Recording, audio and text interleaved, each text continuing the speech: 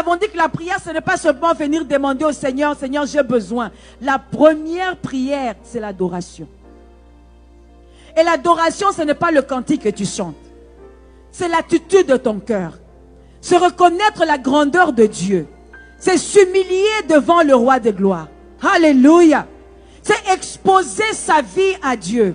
C'est se soumettre à sa parole. Alléluia. C'est aimer Dieu. Et Dieu dit, ceux qui l'aiment obéissent à sa parole. C'est l'obéissance à la parole de Dieu. Alléluia. Alléluia.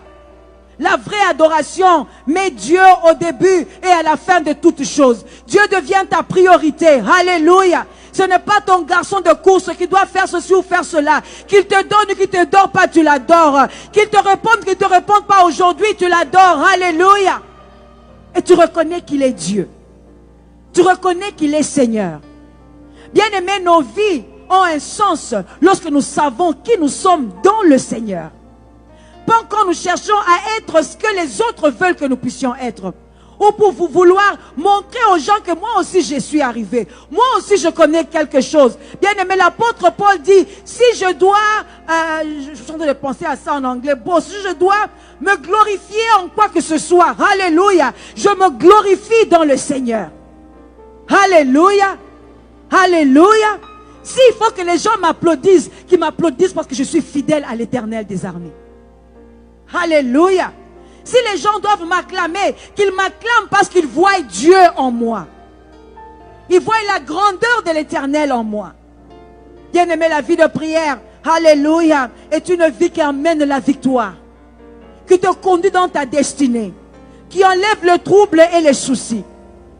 Alléluia. Qui enlève tes yeux des tracas de chaque jour. Nous prions dans n'importe quelle position, à n'importe quel moment. Alléluia. C'est ça la vraie vie de prière. Nous nous disons, nous n'avons pas le temps de prier. Bien-aimés, et ceux qui prient et ceux qui ne prient pas, nous tous, nous avons 24 heures. Et ceux qui sont occupés et ceux qui ne sont pas occupés, nous avons tous 24 heures. C'est bizarre, c'est qu'il y a des gens qui prient, qui travaillent et qui accomplissent de grandes choses en 24 heures. Et il y en a ceux qui espèrent avoir 2 heures en plus de 24 heures, mais qui n'arrivent toujours pas à s'organiser, à vivre, à prier et à servir Dieu. Remarquez que Dieu n'a pas été prendre les gens qui ne faisaient rien pour le servir. Alléluia. Moïse était très occupé avec un peuple très compliqué. Mais il a pris 40 jours sur la montagne. Alléluia. Alléluia. Est-ce que nous comprenons ce que le Seigneur est en train de faire? David était bien occupé avec les brebis. Il pouvait dire, si je pars, ces brebis vont encore s'égarer. Les loups vont venir attaquer les brebis.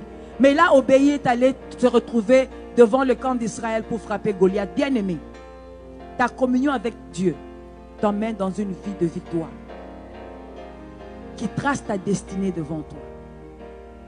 Il n'y a personne qui connaît mieux que Dieu ce qui te convient.